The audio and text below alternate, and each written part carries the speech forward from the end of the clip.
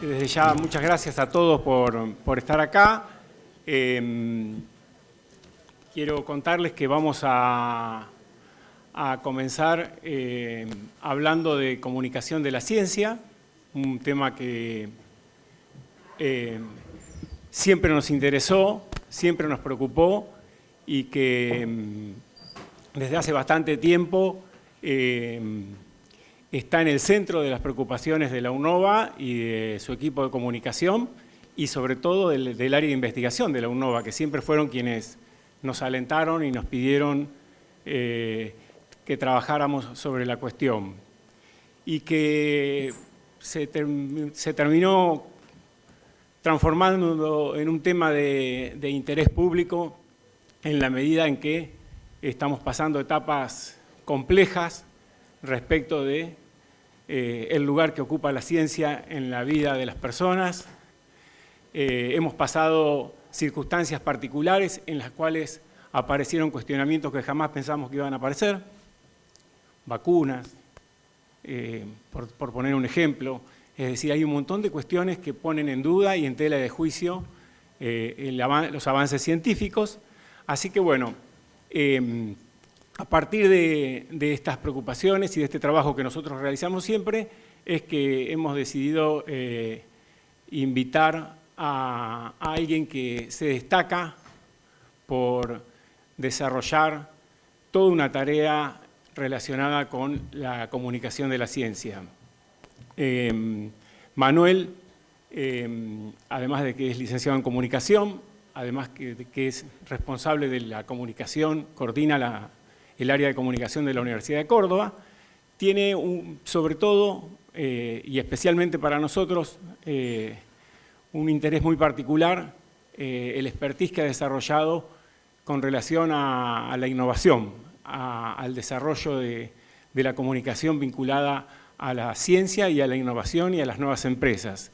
Y bueno, yo, para no alargarles mucho, me gustaría que a lo mejor desarrolle él un poco su idea y que después todos los que quieran les puedan preguntar lo que deseen y que podamos conversar con él sobre los temas que él ha venido desarrollando durante todo este tiempo. Así que Manuel, muchas gracias por visitarnos, muchas gracias por estar acá, estamos muy contentos y bueno, a mí que estuve chusmeando un poco tu desarrollo y tus trabajos, creo que nos va a ser de muchísima utilidad lo que nos vas a contar. Muchas gracias, Marcelo. También quiero agradecer a Leticia, que no la veo como con una colega con la que venimos trabajando. Por supuesto, saludar las palabras y lo que se dijo institucionalmente recién. Decirles que es la primera vez que tengo una pantalla tan grande atrás mío.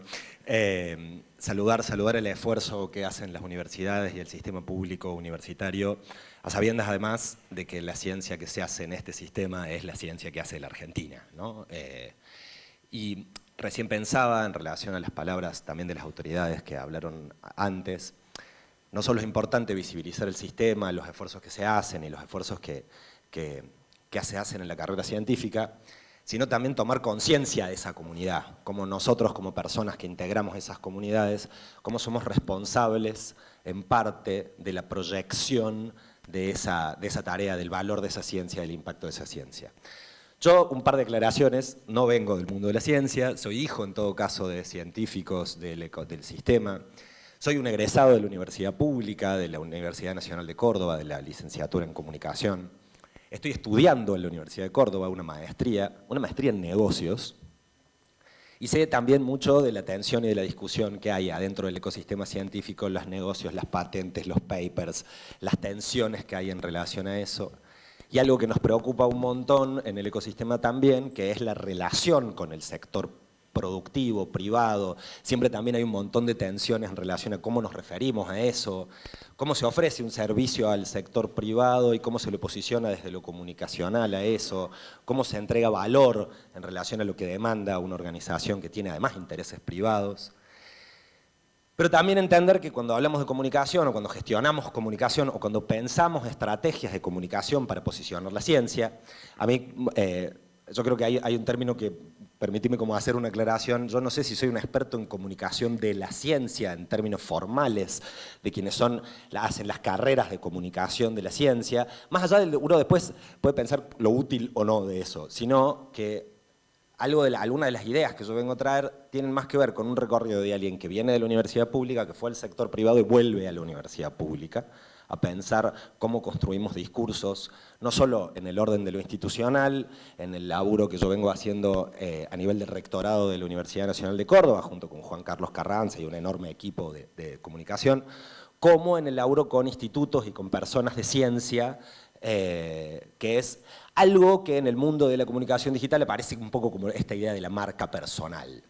Pero para no meternos en términos muy marketineros y que puedan hacer un poco de ruido en relación a la construcción de la mirada que nosotros podemos tener aquí, es pensarnos como embajadores, como embajadoras de la ciencia, como personas que pueden proyectar la ciencia que se hace, como personas que pueden aumentar el valor de lo que se hace, porque charlábamos con vos afuera aquí del auditorio en un momento, han cambiado las lógicas desde las cuales nosotros consumimos comunicación.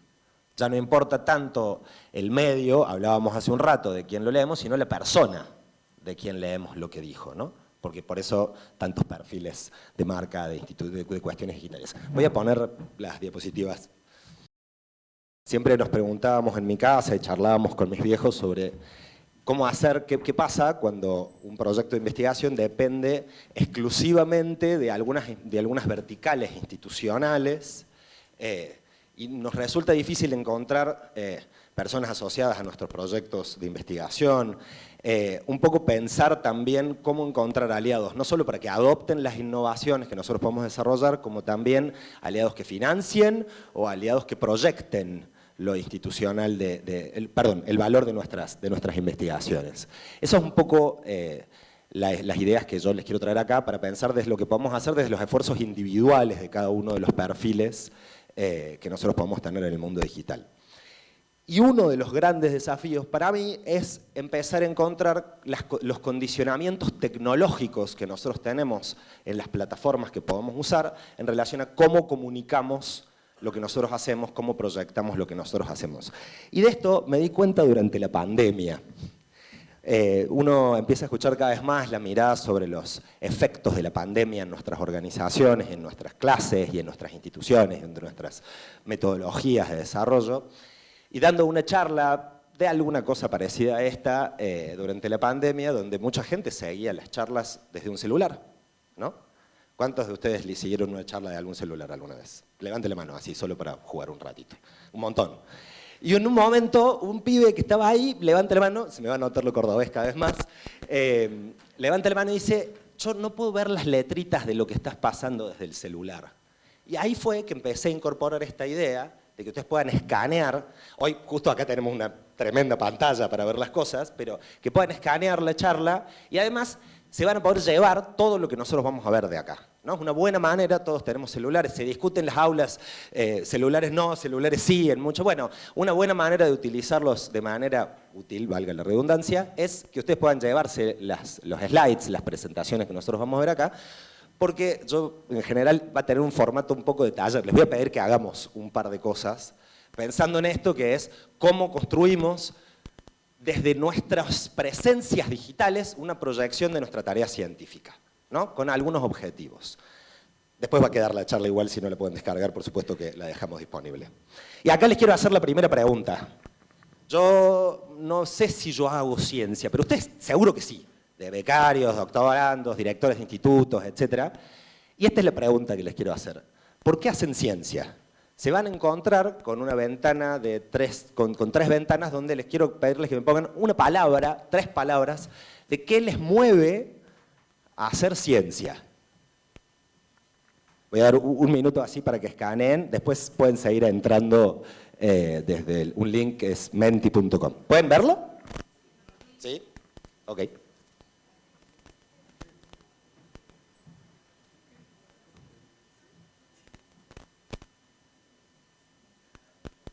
¿Alguien no pudo entrar todavía? Okay.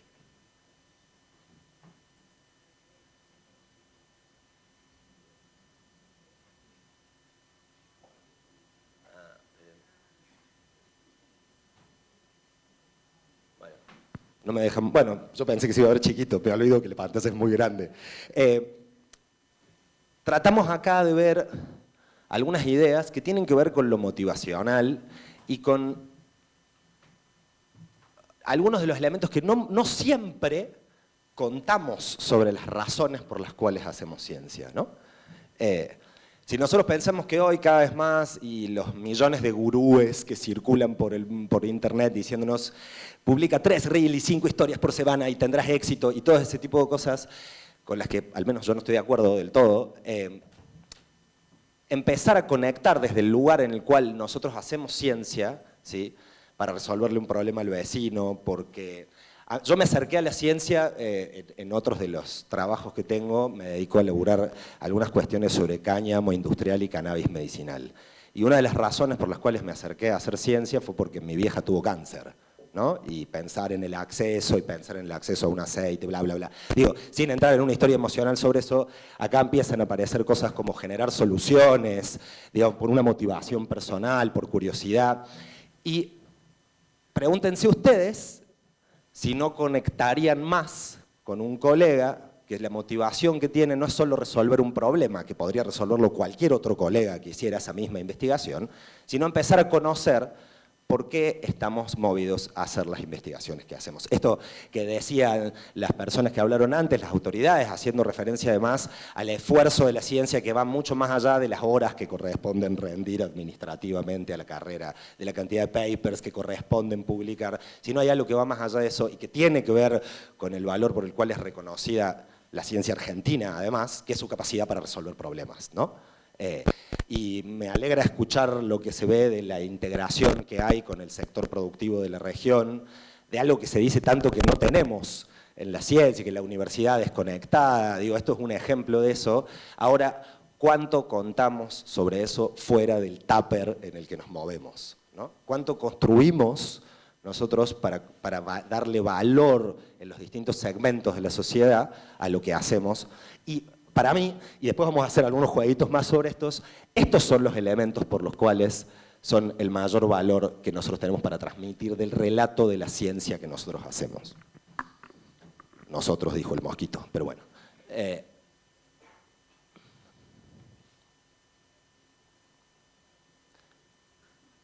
Lo que ustedes están compartiendo sobre por qué hacemos ciencia es un mapa de las razones, de las motivaciones de la ciencia, que van más allá de la decisión institucional de un Estado, de un sistema universitario de promover ciertas líneas de investigación.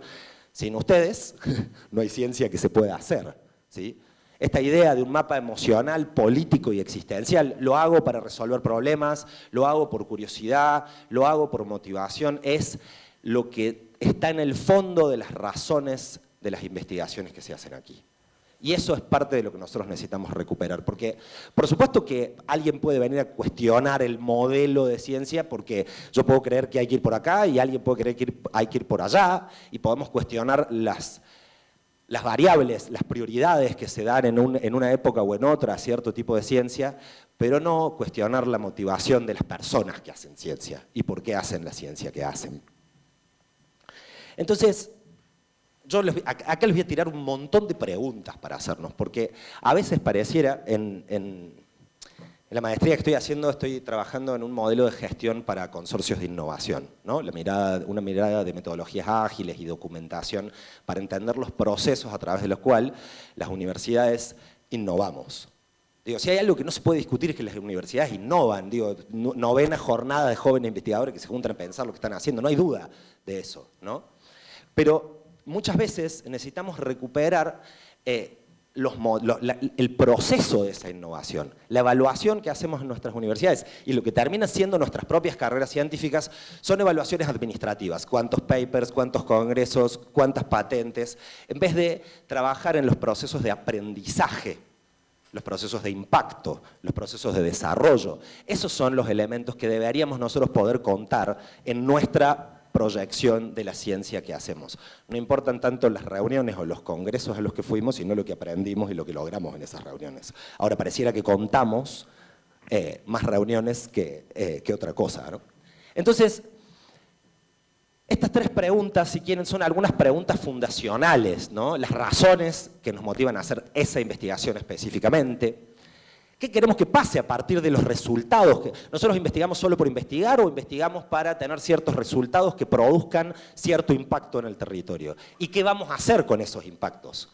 ¿Cuál va a ser el paso B de nuestra investigación? Es cierto que en innovación no sabemos siempre a dónde vamos, ¿sí? Pero podemos modelar futuro. Algo de lo que decía el rector recién, digo, las universidades nos proponen una manera de diseñar el futuro de la ciencia que nosotros queremos hacer. Y eso puede ser parte del relato que vamos a construir.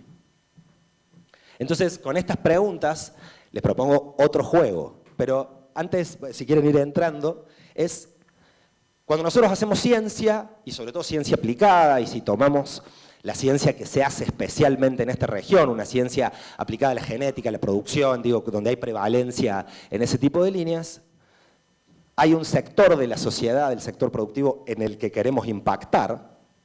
Hay un sector de la sociedad del que necesitamos para poder hacer la ciencia o la investigación o el desarrollo que nosotros queremos hacer. Aliados, socios, inversores, adoptantes, etcétera, ¿no? Y después hay una serie de personas que es importante que sepan lo que hacemos, más allá de que adopten lo que nosotros hacemos o que sean condicionantes para que nosotros podamos hacer lo que hacemos. En el mundo de la comunicación hablamos de públicos o de segmentos de interés, ¿sí? Aquellas personas que pueden financiarnos o darnos un valor institucional, aquellas personas que van a promover nuestra investigación, que pueden ser medios de comunicación, pero que siempre son periodistas. Hay un sesgo que funciona todavía en muchas de las oficinas de comunicación, que es como si nosotros le habláramos a los medios. ¿Quiénes son los medios? Son personas, son periodistas que gestionan. Entonces, en esas personas nosotros tenemos que impactar de cierta manera, ¿no? Tenemos que construir una relación que nos permita vincularnos con esas personas. Van a encontrar un formulario que imagino que ya todos vieron y les quiero pedirles que respondan esas preguntas que dicen, ¿no? A ver si lo tengo abierto aquí. Ah, creo que este.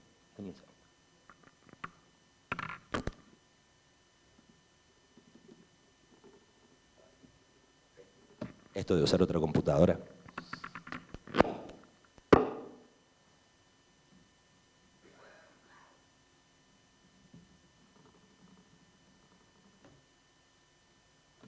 Problemas técnicos, denme un segundo.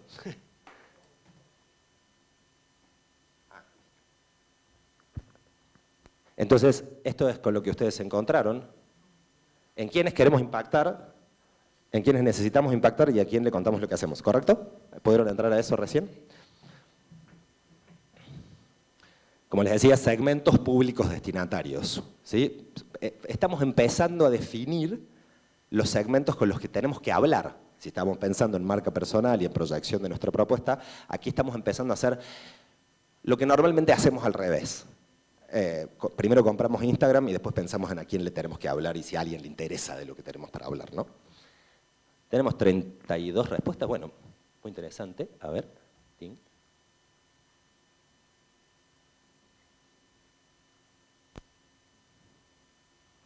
Bueno, vamos a elegir así una línea en general. La pregunta que era, digamos, ¿a quiénes le hablamos? Yo siempre me olvido el orden de las preguntas que están aquí, pero... La pregunta era... Gracias. ¿En quiénes queremos impactar? ¿En quiénes necesitamos impactar? ¿Y a quién le contamos lo que hacemos? Por ejemplo... Alguien puso por aquí lectores y educadores, sociedad. ¿Quién lo puso? ¿Se anima a decir quién fue? Quiero para profundizar. Si no, alguien que se anime a hablar. Operadores jurídicos calificados. No está bien, no se esperaban que los pusiera. A ver, para hacer algún ejercicio. En jóvenes y adultos, en el organismo de financiamiento de la comunidad local. Me arrancó frío el público, che. Alguien que se anime a contar lo que puso en el formulario. A ver, bien, gracias. Ajá.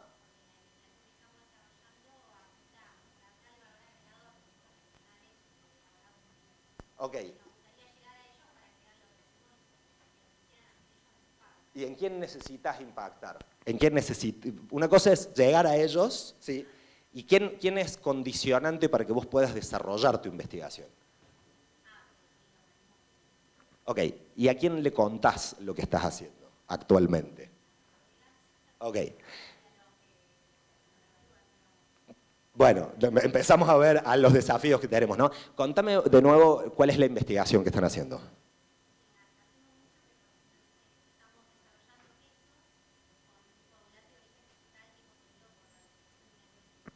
Ok, ustedes hacen... O sea, el equipo de investigación produce quesos. Ok. Y recién dijiste que en realidad ustedes querían llegar a productores regionales que tienen tambos lácteos. Ok. ¿Y para qué querés llegar a esos productores?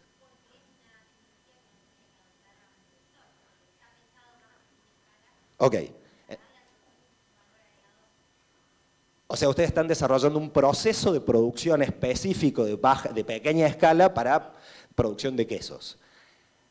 Esa definición, ¿sí?, a nosotros nos da algunas señales para entender cuáles son los potenciales interesados.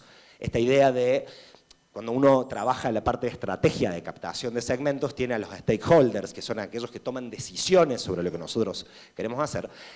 Pero la idea, que es parte de lo que vamos a seguir revisando hoy acá, es entender desde dónde abordar a esos stakeholders. Vos necesitas que haya pequeños productores para tu investigación que estén abiertos a incorporar nuevas tecnologías, ¿sí? Esas nuevas tecnologías muchas veces toman decisiones que obligan a transformar los modelos de producción. Esas decisiones se toman en función de decisiones culturales que tienen que ver, ok, sí, yo voy a decidir cambiar mi matriz productiva, no, tengo que comprar no sé nada, vamos a especular un poco de la investigación, no sé nada, tengo que incorporar este tipo de productos y este tipo de maquinaria en mi producción. Entonces, estamos contando sobre los beneficios que trae ese resultado en los lugares donde están los pequeños productores que queremos que adopten eso, como primer elemento para reflexionar sobre la estrategia, ¿no? Después, quienes dan financiamiento a esto, ¿saben los resultados económicos que podría producir esta innovación o no? ¿Construimos relato público sobre eso? Nosotros hace poquito detectamos en la Universidad de Córdoba que más o menos el 4% del tráfico que ingresa a la página de la universidad ya es de ChatGPT. Todos sabemos lo que es ChatGPT aquí, ¿no? Entonces, producimos contenido de tal manera que las personas que busquen cómo mejorar mi capacidad productiva en el tambo que tengo, dé como resultado la propuesta metodológica que nosotros estamos haciendo, pero que no diga, ¿cómo se dice? Stan 1922, investiga, que no entienda absolutamente nadie más que mi colega de al lado.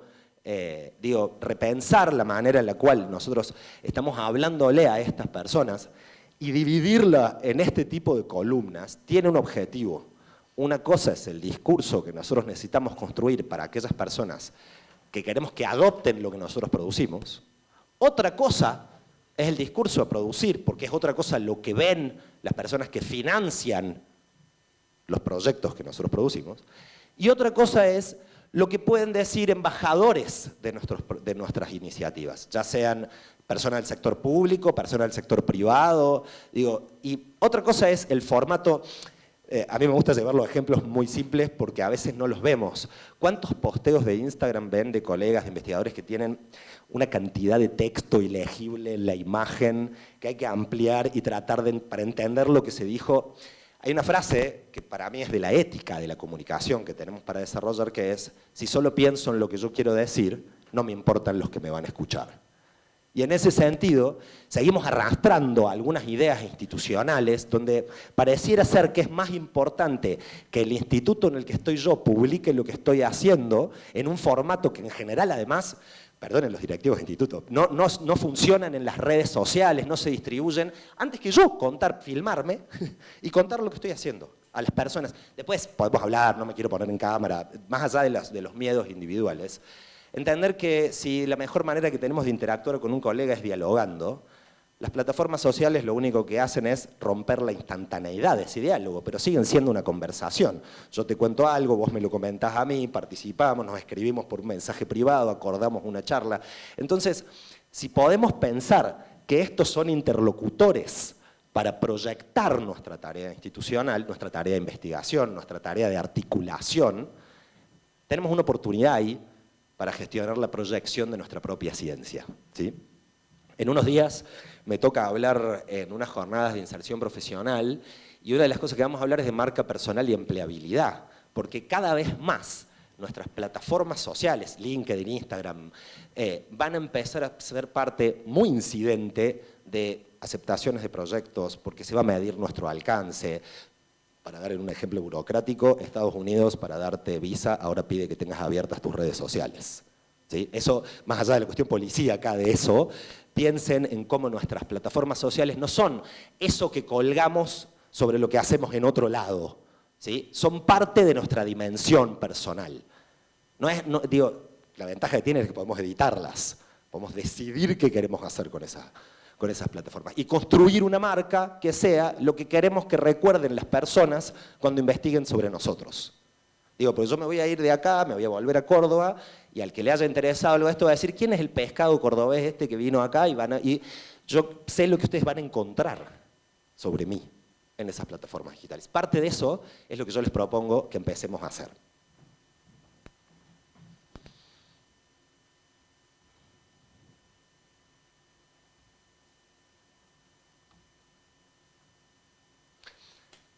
En este mundo en el cual en la actualidad hay tanto cuestionamiento, como decimos, a la función de la ciencia en nuestro sistema, la pregunta de preguntarnos para qué sirve contar lo que hacemos es preguntarnos si sirve para defender lo que hacemos, ¿no?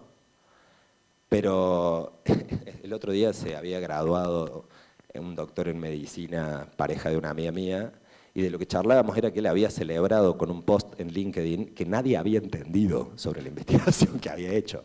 Entonces, de vuelta, pensar en cómo escribimos lo que comunicamos y lo que posteamos en redes es pensar en la comunidad que nos rodea, ¿no? Más allá de algún pecado que tiene la ciencia, que escribir difícil pareciera que nos hace parecernos más importantes. Y eso efectivamente lo único que resta es la circulación de nuestro discurso.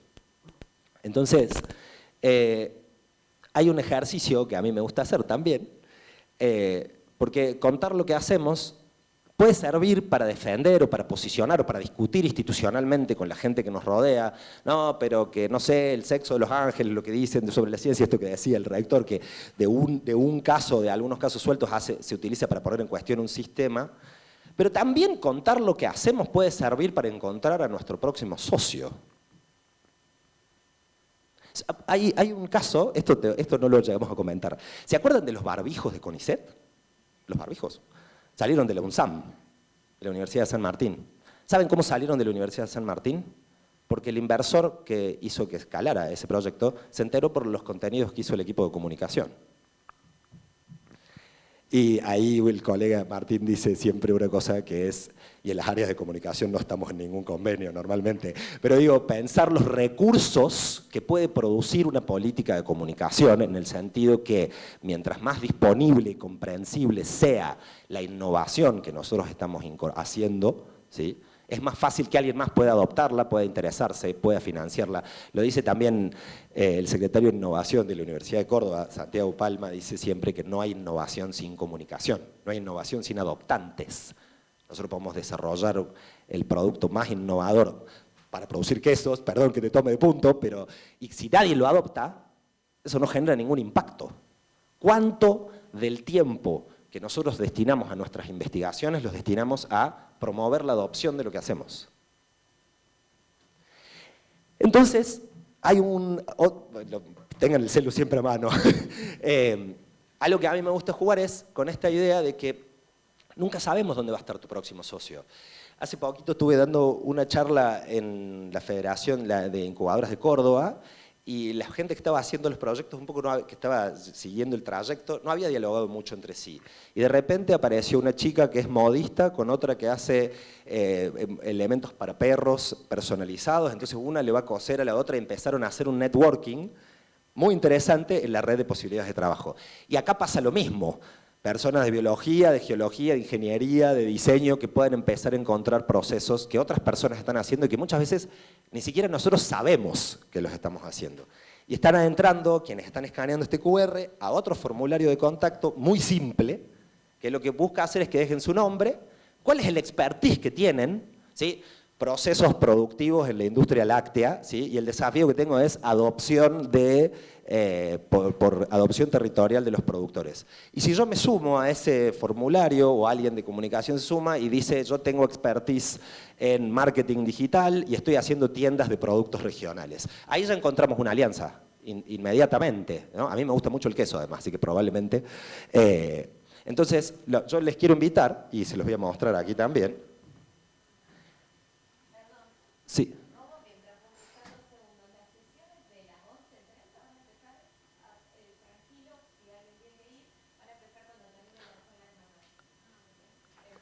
Le meto gas, no los quiero aburrir, pero... La idea es que ustedes puedan encontrarse aquí con, bueno, yo soy ingeniero agrónomo, me dedico a la producción en campo, estoy buscando productores que quieran diversificar, ¿sí? Nombre, apellido y teléfono. Eso les va a llevar a encontrarse y van a tener acceso a todos quienes rellenen ese formulario de contacto van a tener acceso a estas respuestas y pueden encontrar a su próximo director de alguna investigación, pueden encontrar a su próximo socio de algún equipo de investigación. Simplemente, esto yo le digo el networking de bolsillo, porque con un formulario de contacto nos podemos encontrar directamente con una persona que puede ayudarnos en nuestra investigación. Todo proyección de plataformas digitales. ¿Ven? Se ve esto, digo, a donde estamos yendo, de cómo podemos construir relaciones. Más que preocuparnos por los posteos de Instagram, es cómo construimos vínculos a través de los contenidos que podemos generar. Entonces, ¿cuándo fue la última vez que se preguntaron por la comunicación de sus proyectos de investigación? Porque el desafío es proyectar lo que hacemos, ¿no? Por supuesto que con el riesgo de caer en un señalamiento de los esfuerzos individuales para proyectar la ciencia, definitivamente hay que defender las políticas de financiamiento y los perfiles personales de nuestras plataformas digitales son centrales para hacerlo, ¿no?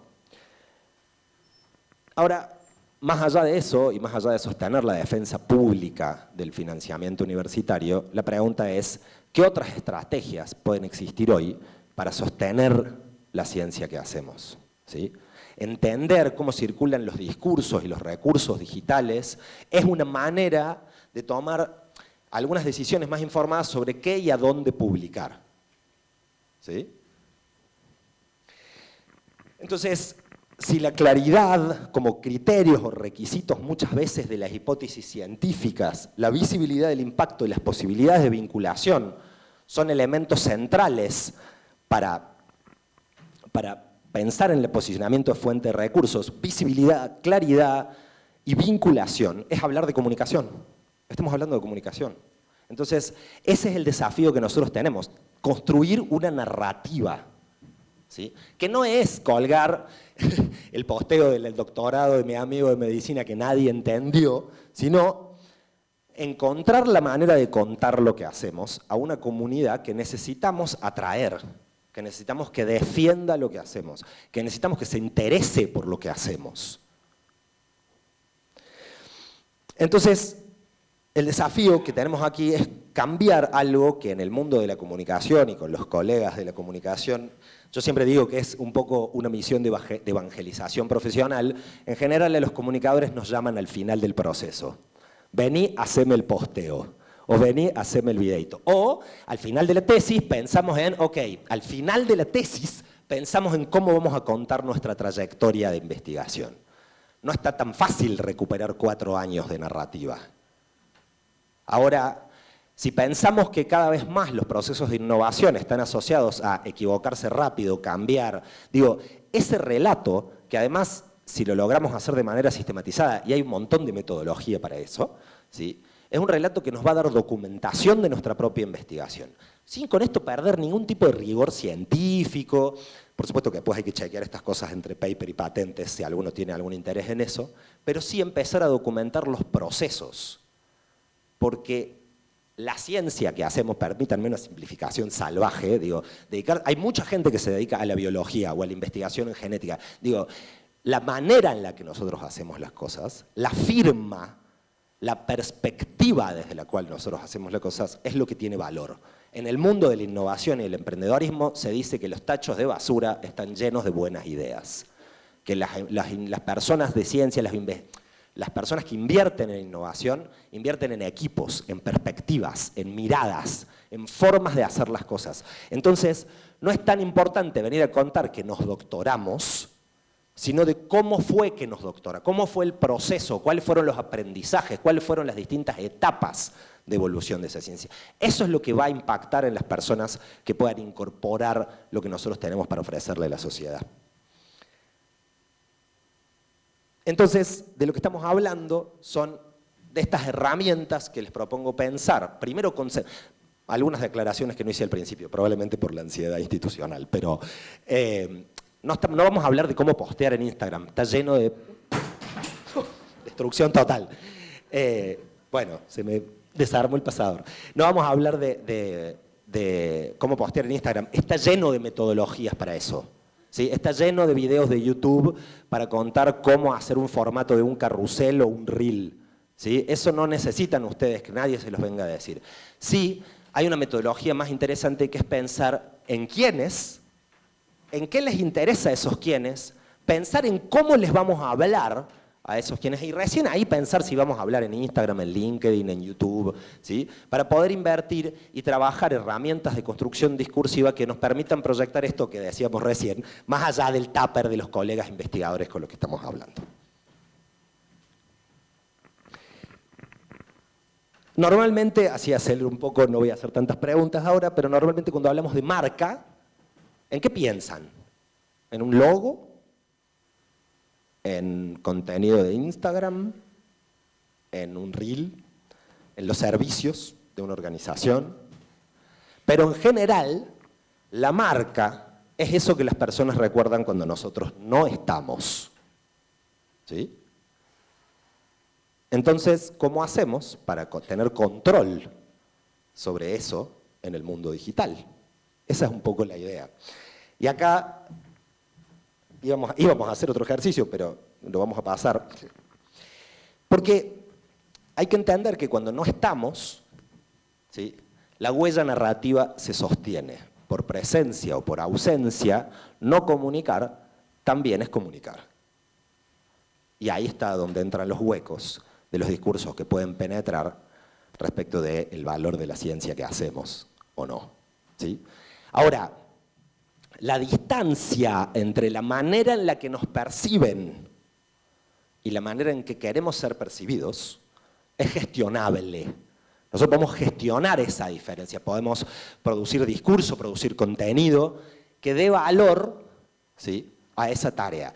El objetivo de la captación de la atención en las plataformas digitales, más allá de una mirada mercantilizada, que es mercantilizar nuestra propia atención, el objetivo de las plataformas sociales es captar la atención de las personas.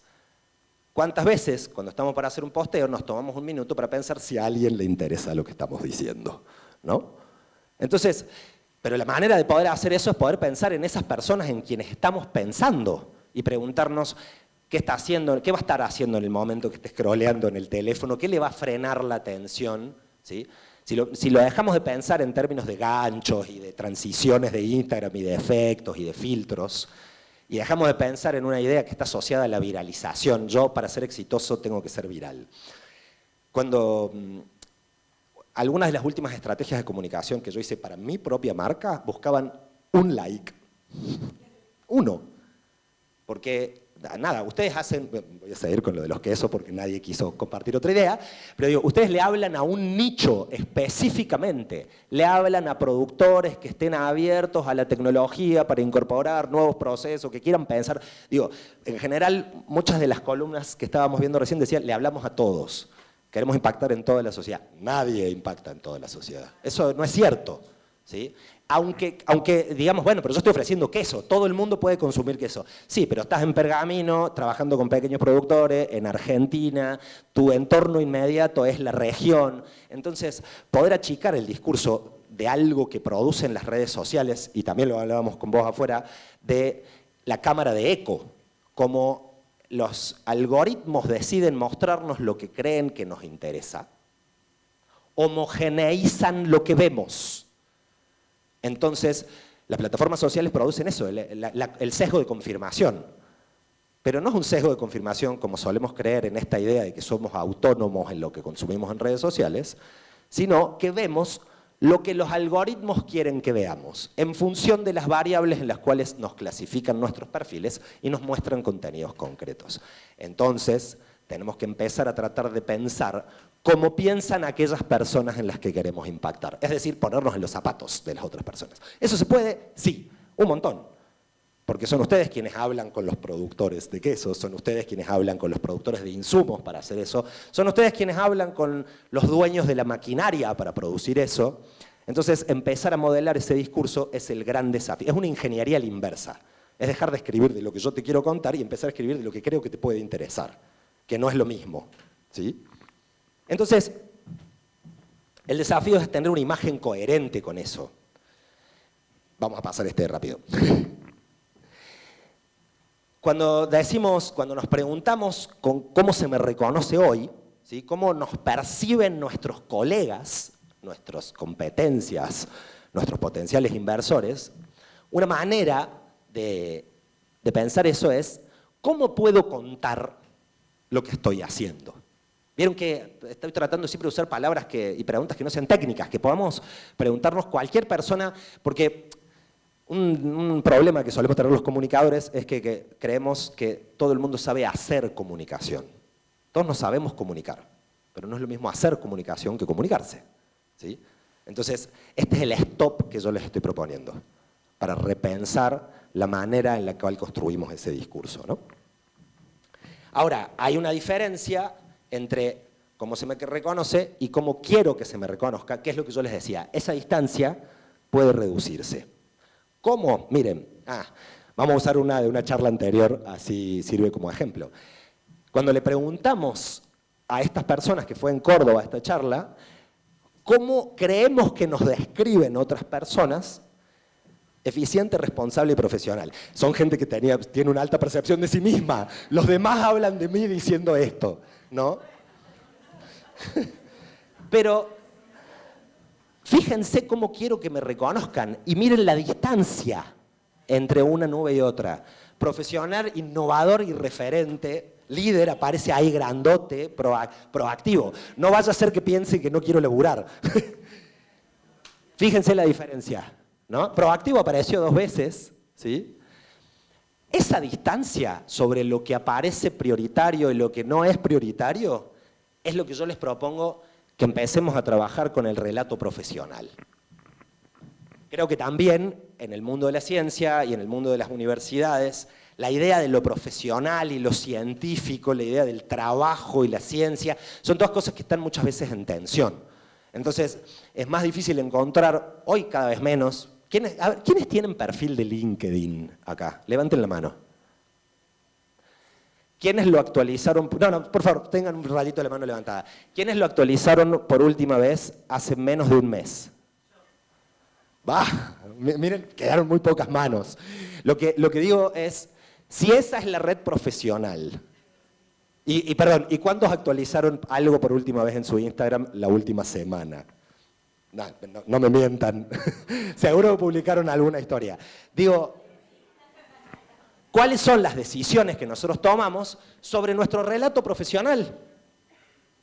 ¿Sí? ¿Cuántas veces contamos qué hacemos, por qué lo hacemos?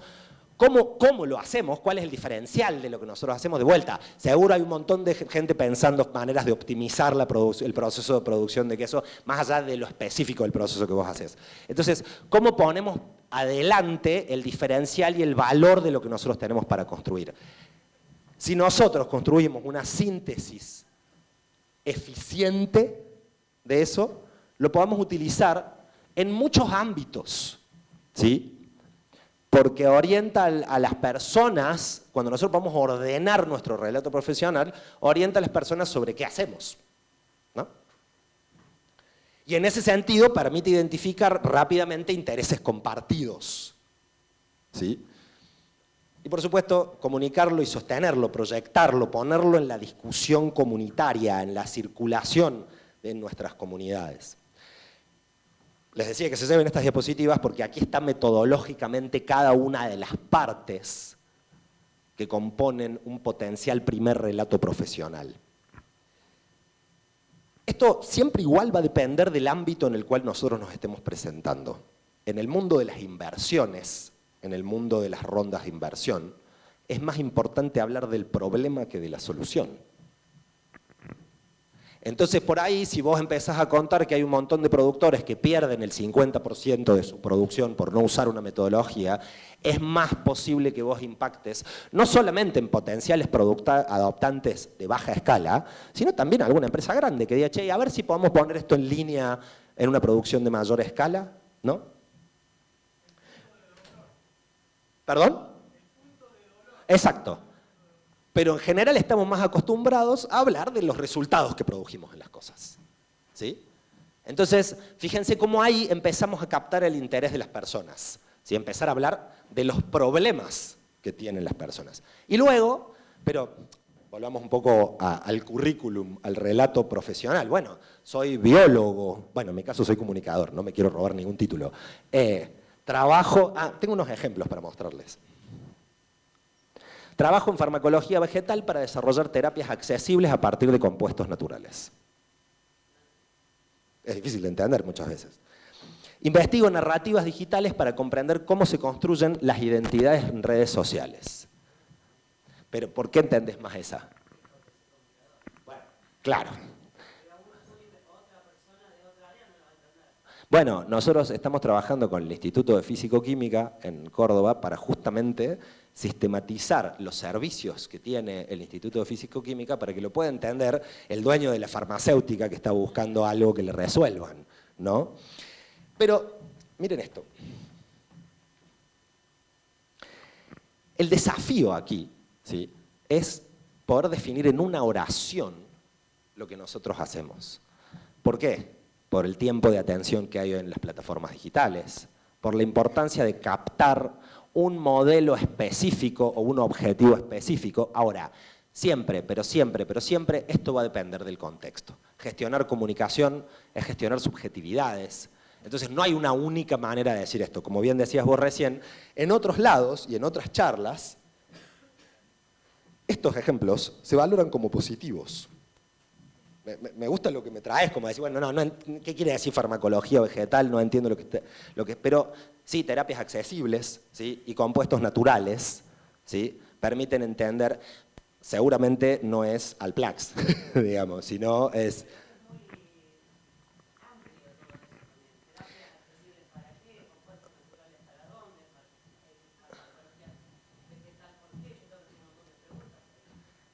Ahí es donde vamos a llegar, sí, perdón, ¿sí?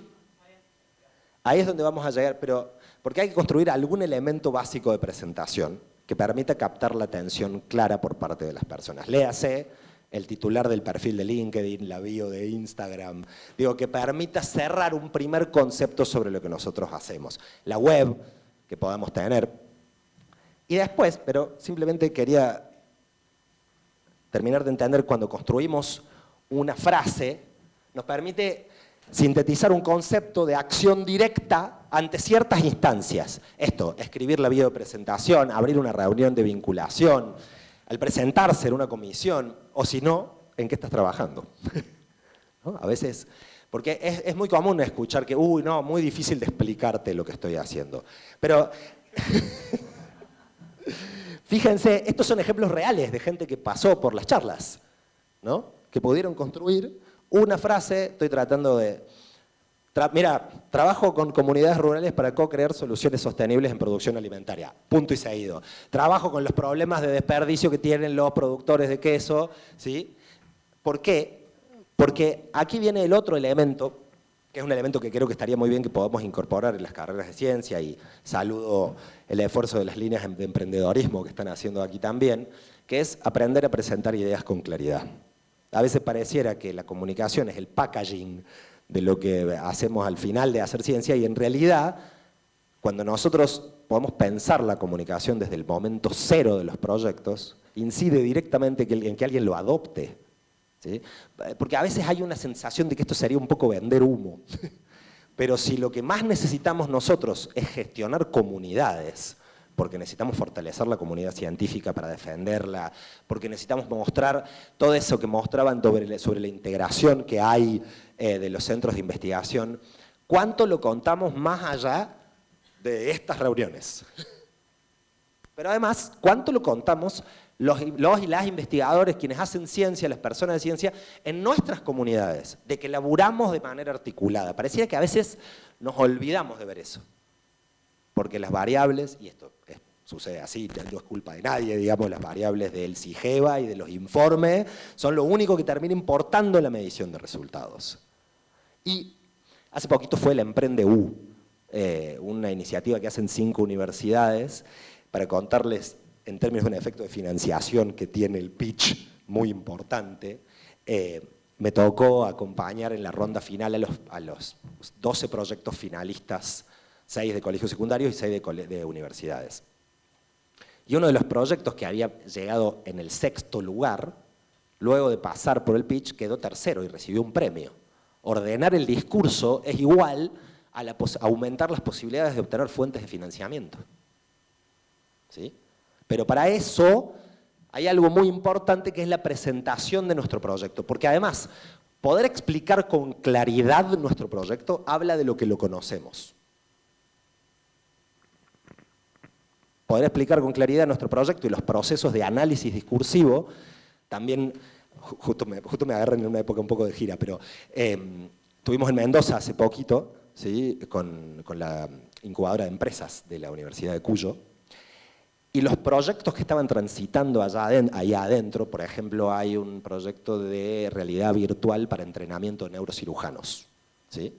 Cambiaron su modelo de gestión a partir de trabajar su pitch, de entender si eran claros, concisos, de para qué querían la plata que querían para crecer, de poder contarlo con claridad, llevó a que puedan repensar su modelo de negocio. ¿Sí? Ya estamos terminando, ¿eh? No falta mucho. Ahora, para poder construir un discurso que impacte, tenemos que ser claros, concisos, esto es lo que creo que no estoy diciendo, pertinentes y generar conexión. ¿Sí? ¿Qué quiere decir eso? Porque no quiero trabajar sobre fórmulas que después uno no sepa cómo aplicar. Decíamos recién, sobre todo es importante hablar del problema que estamos abordando. ¿Cuáles son los problemas que tienen las personas, los organismos, las instituciones? ¿Qué problema estamos tratando de ver? En la Universidad de Cuyo hablaba una investigadora que objetaba algo de esta mirada en relación a la ciencia básica, que no tiene una motivación necesariamente de transformar algo en el territorio. Decía, bueno, porque yo hago las percepciones de las muertes violentas en las sociedades y cómo se procesan los duelos. Yo le decía, ¿cómo que eso no tiene un impacto directo en cómo los pibes y las variables de suicidio? Y hay un montón de elementos que uno puede trabajar. Y mientras más profundicemos en el problema que abordamos, más dimensiones de impacto vamos a encontrar. Porque el proyecto de los quesos incide en una línea de producción de maquinaria, incide en una línea de producción de insumos básicos para abordar ese tipo. Hay un montón de personas que ven impactada su tarea a partir de la investigación, mientras más profundicemos en esos públicos, esa metodología muy simplificada que les propuse es en quienes necesitamos impactar, en quienes queremos impactar y a quien le contamos lo que nosotros hacemos. Por supuesto, entender qué estamos haciendo sobre ese problema. Bueno, si el problema de los productores es un problema de desperdicio, yo estoy trabajando sobre sus desperdicios. Lo estoy inventando, ¿no? Recorto el lugar donde yo estoy trabajando en la problemática. ¿Sí?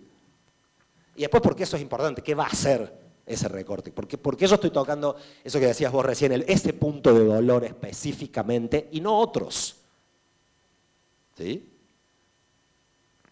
Y la decisión de resaltar eso tiene un objetivo concreto. Nosotros con un proyecto estamos lanzando productos de unas galletas y unas pastas enriquecidas con harina de cáñamo, ¿sí? Y es para la gente fit, pero también es para la gente intolerante a la lactosa, pero también es para la gente que no puede comer gluten.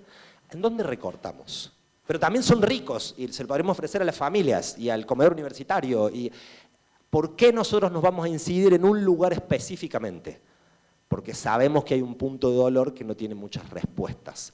Gente fit, intolerante a la lactosa, que no puede comer gluten. Vamos a ir a un lugar, les vamos a hablar específicamente al problema que tienen esas personas, ¿sí? Y después, por supuesto, porque es importante. Digo, ¿cuál es el problema que atacó? ¿Desde qué perspectiva lo estoy atacando? ¿Por qué es importante atacarlo? ¿Y qué va a producir ese abordaje? Fíjense que son 4 por qué, simplemente. Vieron que dicen eso, que nadie resiste 7 por qué a la misma pregunta, ¿no? Entonces, solo estoy pidiendo 4 y deberíamos poder escribir eso, ¿sí? De esta manera. Yo, de vuelta, en este deck de presentación tienen todos los ejemplos de cómo escribirlo. Y aquí, una manera más simplificada de pensar la manera de escribir el pitch profesional de ustedes. ¿Qué problema? ¿Qué hago con ese problema? ¿Y qué impacto va a producir? Tan simple como eso, ¿sí?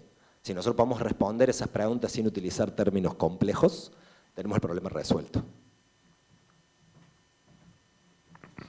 Algunos ejemplos simplemente lo leo rápidamente. Trabajo con equipos de salud en comunidades rurales para adoptar protocolos de atención primaria a contextos de alta dispersión geográfica. Buscamos reducir las brechas de acceso a diagnósticos y tratamientos básicos, combinando saberes clínicos con herramientas digitales. En 2 oraciones, ¿sí? Ese proyecto queda sintetizado en el impacto, en el problema y en la solución que se quiere ofrecer. Simplemente pensando en quiénes. De vuelta, uno puede encontrar después un montón de cuestionamientos a estas presentaciones porque van a depender del contexto en el cual las estemos presentando. Por eso no hay una fórmula de cómo hay que escribir, sino pensar en los contenidos, en el formato de los contenidos que tienen que ver. Después, cuando hablaremos con colegas, seremos mucho más precisos en la terminología. Cuando hablemos con adoptantes, deberemos tener un perfil más pedagógico en la enseñanza. Digo, el contexto, por eso, toda la primera parte de esta charla tiene que ver con pensar en a quiénes le hablamos. Entonces, para empezar a cerrar, las redes son plataformas de contenido que nos permiten sintetizar oportunidades, ¿sí? Entonces, reflexionar sobre dónde ponemos lo que ponemos y cómo ponemos lo que ponemos es parte fundamental de cómo circula el discurso de la ciencia que nosotros estamos produciendo, ¿sí? Esa instancia en la cual en general las organizaciones le dedican apenas el tiempo sobrante, o las personas le dedicamos el tiempo sobrante de nuestra disponibilidad profesional, intelectual, es invitarles a repensar. Hay algunos modelos de gestión de marketing que dicen que en el caso de las empresas el 14% de los recursos deberían estar destinados a marketing, digo en términos proporcionales de uso. ¿Cuántos de ustedes le dedican el 14% de su tiempo a pensar la comunicación de sus proyectos?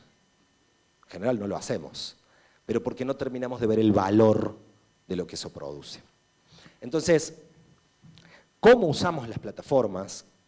Cómo compartimos lo que compartimos, va a determinar qué vemos y quiénes nos ven, ¿sí? Entonces, parte de esa estrategia tiene que ver con pensar los canales. Los algoritmos a nosotros nos van a mostrar lo que cultivamos con nuestras propias interacciones. Si miro solo de biología, voy a ver solo de biología. Si miro solo de ganadería, voy a ver cosas solo de ganadería. Y eso no significa que yo vaya a ver los procesos que están allí dentro, ¿sí? Sino que me va a mostrar solamente aquellas cosas con las que yo interactúo. Y si comunico solamente mi tarea profesional, también solo me va a mostrar lo que tenga algún efecto sobre eso. Repensar eso va a terminar determinando las interacciones que nosotros tenemos. Entonces, si nosotros pensamos la manera en la cual se nos ve, pensamos el contenido que producimos, la manera en la que lo escribimos. Cuando alguien publique una convocatoria que pueda ser de nuestro interés, si escribimos con estas estrategias, vamos a tener más posibilidades de que nos muestre el contenido de esa convocatoria. Que cuando una institución busque a alguien con nuestro perfil, nosotros podamos llegar a esa institución. ¿Sí? ¿Por qué? Porque es más fácil que las recomendaciones de empleo de LinkedIn nos muestren lo que nosotros estamos buscando. De vuelta, es una manera de repensar las relaciones que nosotros establecemos a partir de nuestro trabajo de ciencia. Les dejo algunas preguntas, ¿sí? ¿Cuáles son las plataformas que usamos para informarnos? ¿A quiénes seguimos que nos inspiren profesionalmente? ¿Qué parte de nuestro trabajo podríamos empezar a mostrar y que no estamos mostrando todavía?